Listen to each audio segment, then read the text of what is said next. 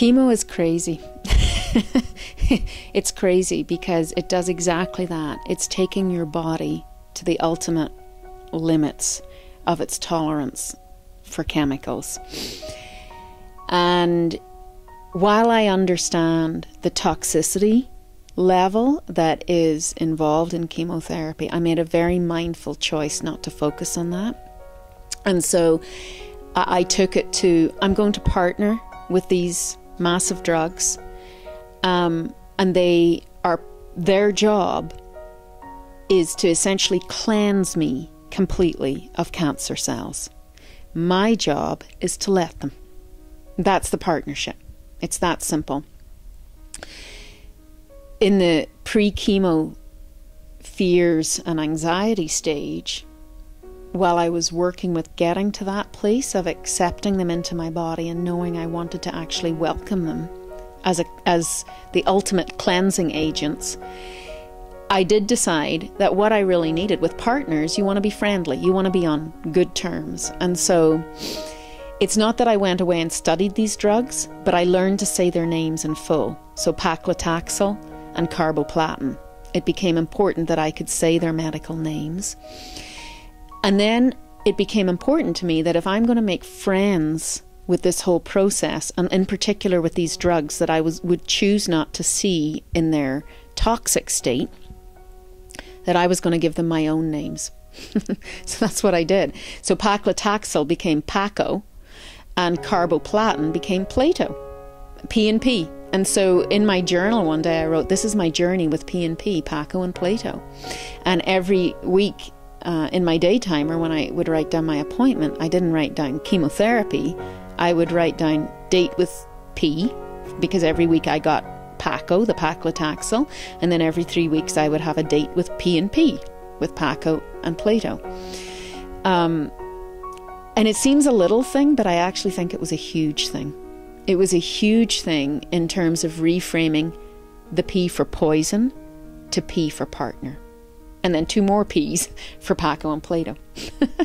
And then the other thing I think that came as an unexpected surprise was when my acupuncturist, Laurie, told me about the yew tree grove that grows on the hillside behind my house.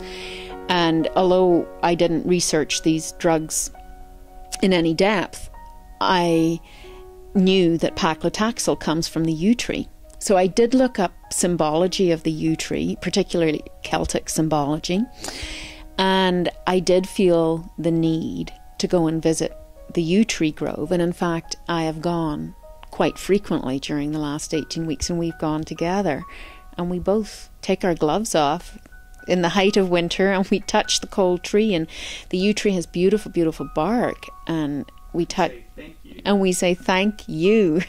We do. We say thank you to the yew tree.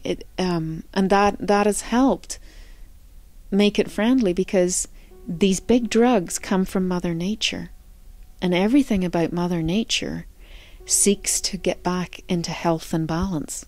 And that's all these drugs are doing for me and with me. They are supporting me to find balance and health again.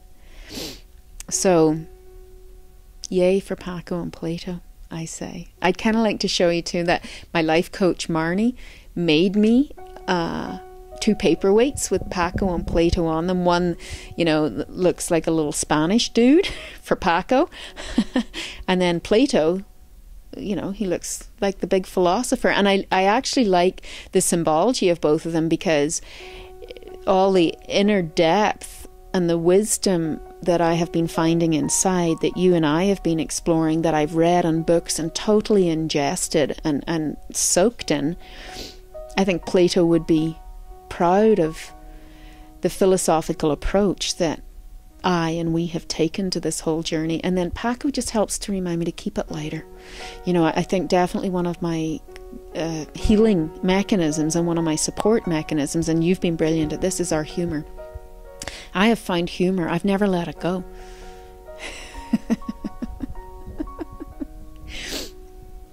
So somehow Paco represents the lighter side of life, because you just can't always let it be getting that serious. And I haven't. but it has been kind of serious at times too.